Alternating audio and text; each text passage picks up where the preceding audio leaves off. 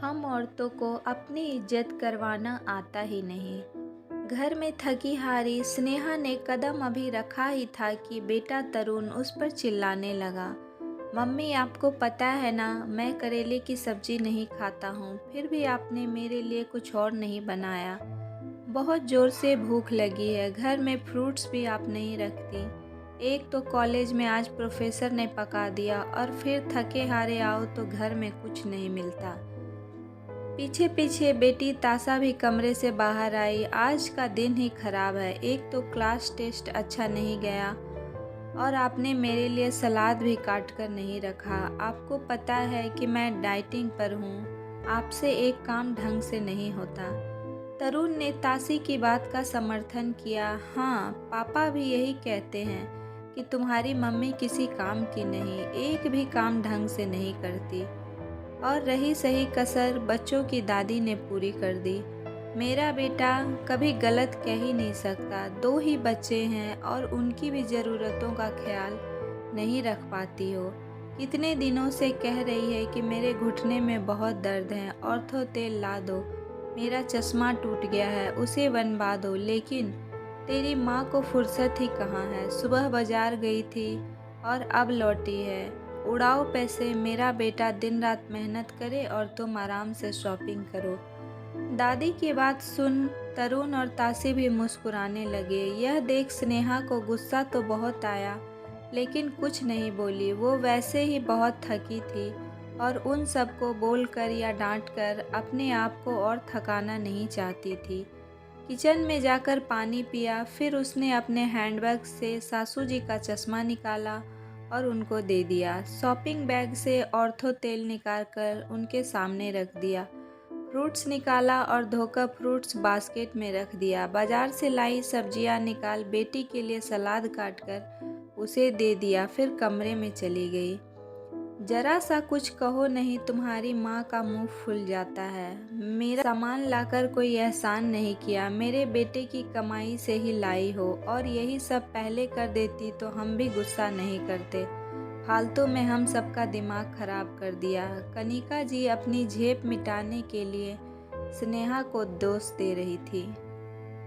अभी तक आप समझ ही गए होंगे कि स्नेहा की क्या स्थिति है। अपने ही घर में शायद एक पंचिंग बैग की, जो आता मुक्का मार कर चला जाता। अरे अभी आप पति जी अनिल से तो मिले ही नहीं। जब घर के बाकी सदस्यों का यह व्यवहार था तो उनसे कुछ अलग की उम्मीद बिल्कुल भी मत करिएगा। शाम को घर आते ही कनिका जी ने दिन का सारा ब्यौरा बेटे को सुना दिया कि स्नेहा की वजह से तरुण और तासी भूखे रह गए और बाजार से लेट आई तो वो भी दवा समय से नहीं खा पाई।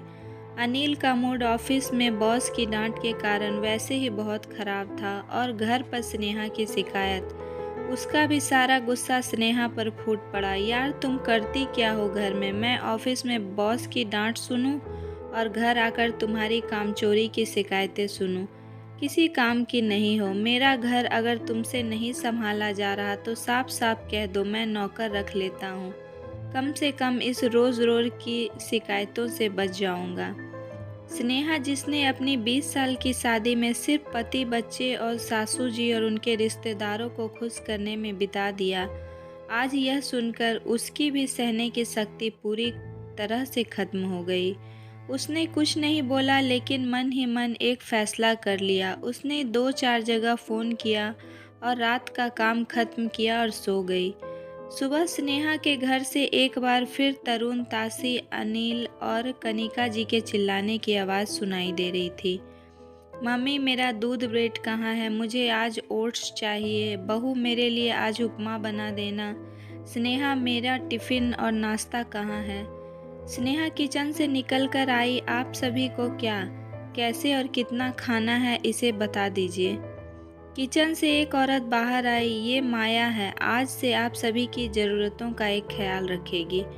ये क्या मजाक है स्नेहा? अनिल गुस्से से बोला। हमारे घर में आज तक कोई कामवाली नहीं रखी गई। तुम्हें तो सिर्फ मेरे बेटे की कमाई लुटानी आती है। यह घर का काम करेगी तो तुम क्या करोगी? कनिका जी भी गुस्से से बोली। मम्मी जी, मैं वही करूँगी जो 20 सालों से आप लोगों की नज़रों में करती आई हूँ, आराम। और अनिल, आपने ही कल कहा था कि अगर मुझसे आपका घर नहीं संभल रहा तो आपको साफ साफ कह दूं आप नौकर रख लेंगे। तो आज मैं आपको और बाकी लोगों को साफ साफ बता रही हूँ कि अब मुझसे आपका घर नहीं संभाला जाएगा। आप सभी को तकलीफ़ ना हो इसलिए माया को काम पर रख दिया। अब आपको जो चाहिए, जितना चाहिए सब माया को समझा दीजिएगा।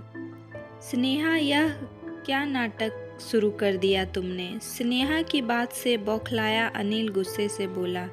नाटक? यह नाटक नहीं, नाटक तो आज तक आप सभी मेरे साथ करते आए हैं। आप पति बनने का, सासू जी माँ बनने का और तरुण तासी अब उन्हें क्या कहें। आज तक जिस घर को अपना समझकर संभालती आई, कल पता चला कि वो मेरा है ही नहीं। मेरी औकात इस घर में एक नौकर की है और फिर शायद उससे भी बुरी। सुबह से लेकर रात तक सिर्फ और सिर्फ आप लोगों के बारे में सोचती, चिंता करती, लेकिन कभी बदले में मीठे 2 बोल नहीं मिलते।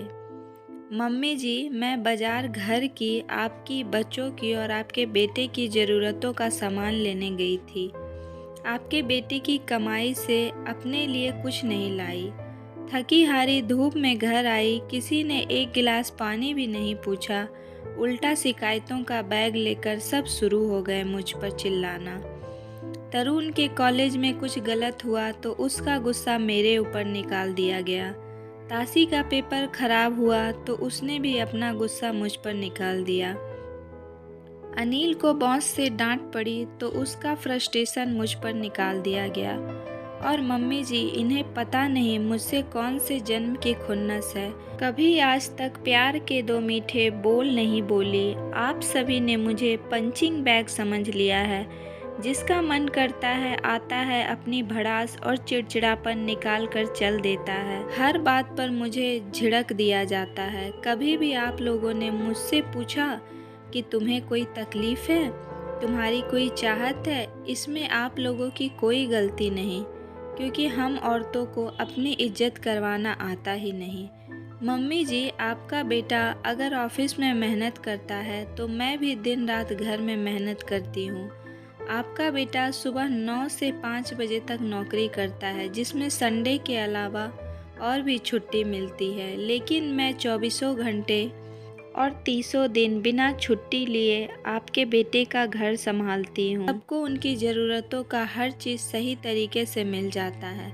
फिर भी मुझे कहा जाता है मैं किसी काम की नहीं और ना ही मैं ढंग से काम करती हूँ। इसलिए मैं आज और अभी से आपके घर की जिम्मेदारी छोड़ रही हूँ। अपने कमरे में जाते हुए स्नेहा पलटकर बोलती है, अनिल, औरत सारी ज़िंदगी अपने वजूद को भुलाकर मकान को घर बनाने में लगा देती है और बदले में सिर्फ यही चाहत रखती है कि घर के सभी सदस्य उसे सम्मान दे, उससे प्यार के 2 बोल बोले। लेकिन अफसोस, मैं पूरे घर की ज़रूरतों का ख्याल रखती हूँ, लेकिन तुम सब मिलकर भी मेरा ख्याल नहीं रख सके। सभी की आंखें शर्म से झुक गई। सच ही तो कहा था स्नेहा ने। सभी ने जाने अनजाने उसे पंचिंग बैग समझ लिया था। तो दोस्तों, मेरी यह स्टोरी आप लोग को कैसी लगी? अगर पसंद आई हो तो प्लीज़ लाइक करें और ज़्यादा से ज़्यादा लोगों तक शेयर करें। तो मिलूंगी नेक्स्ट स्टोरी के साथ।